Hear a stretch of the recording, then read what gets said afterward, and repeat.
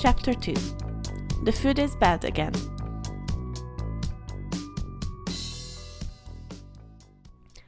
I'm getting a serious case of déjà vu here. Not a moment after she drifted to sleep, her mind was assaulted with memories of the life of a 5-year-old. Again. And just like before, it began to merge with her old memories. It was becoming a sort of routine at this point, strange as it is. But the best news was something she could not suppress her hype about. I fear the worst, but I am healthy. I can walk and even run without collapsing. Oh, sweet freedom of movement. This fever seems to be the first time I got something like this here. Seems like it was just some kind of requirement for her reincarnation. She could forgive those clueless gods for that, at least, she supposed. Barely. My lady, please wake up. And just like that, she was taken from her mind meld? Sure, let's call it that. As Jenny woke her up and the smell of food reached her nose, her premonition became cruel reality as her eyes landed on the meal. As she began to eat, she had to suppress a groan. The food is so bland. This is a crime against Kuokokalura. Oh no, I have to change that. Again. Curses. There really was no changing it for now, so she simply endured and ate without complaint. It helped a great deal that she was so hungry to begin with. The plate was finished at a rapid pace. Jenny chastised her softly afterwards. It seems the incident did not diminish your appetite at all, my lady. I understand that you are hungry, but there is no need to rush. Would you like another portion? Yes, Jenny, and no more, please. That was quite enough, thank you. You may take the rest to the others now. Of course.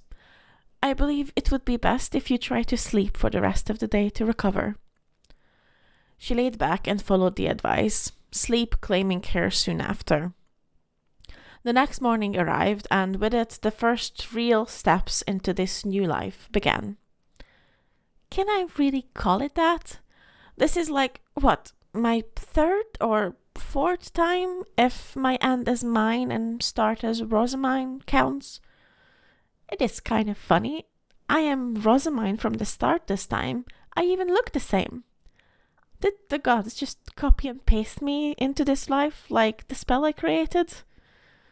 Oh well, at least I am a bit taller and not short for my age this time. As funny as this thought was, it was better if she averted that potential existential crisis.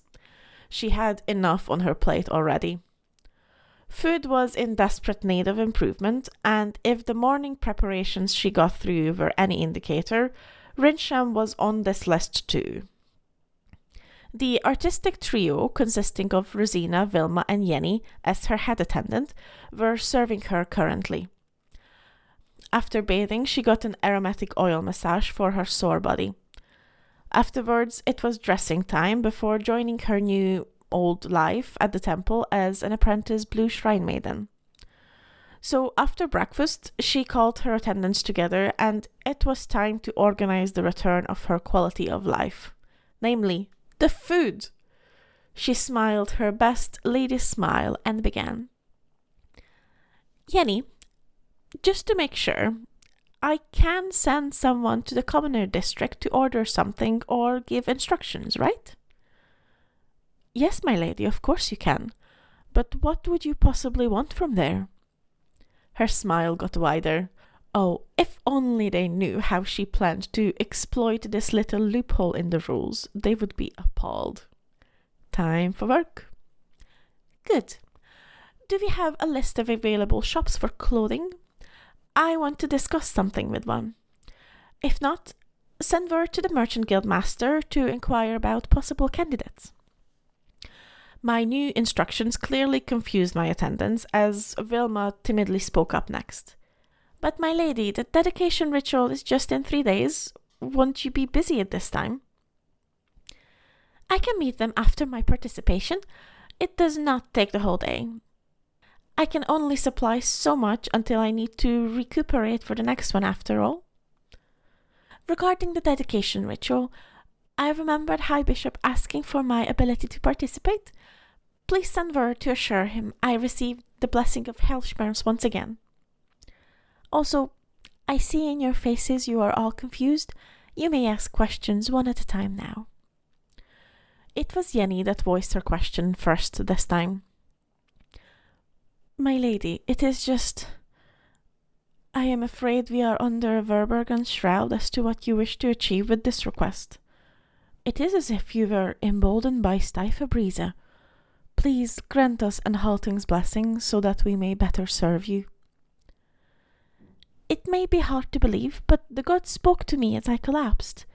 It is Anhalting herself who graced me with visions of what I must do, and as a blue shrine maiden, I will humbly follow her guidance from now on. First, I must embody full train to help Grieferson's flavor for us.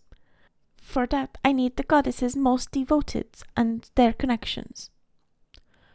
It was only natural for them to raise a few eyebrows at her blatant statement that she was receiving messages from the gods directly. Well, she did, just not for this, but whatever. She would make her food good again, damn it. Additionally, she was an abandoned child this time, a true apprentice blue shrine maiden. What better way to rejoin noble society than stroke their greed for her future trends, if not for her fortune or mana? Win-win. I need to know my mana capacity in this body too. After my lessons, I need to visit the divine instruments to check without witnesses. So much to do, so little time. Grieferson favors the bold. After the meeting, it was time for her lessons. Her sudden easy grasp on all matters, excluding noble euphemisms, throwing her attendants for a loop, and only fortifying their godly blessing rhetoric. I was called a saint last time, even if I opposed it to my last breath. Not to mention that I'm actually on a mission from the gods, so it's hardly just propaganda now. It is a new start, so why not embrace it this time, if it's inevitable? More tools won't hurt me. With her lessons now over, she sent Rosina to check if the air was clear at the divine instruments. After confirming no one was still there, she made her way to the altar. She arrived, and no one was there. Good. Moment of truth, then. As she prepared to send her mana into Shutsaria's shield, she loosened her compression and watched the magic circle appear, followed with the face stones on it lighting up one after the other after touching the instrument. A little bit more than I expected. I would guess that is Archnoble level at least. Hartmut produced one stone less after his appointment as High Priest, so mana at least will not be a problem.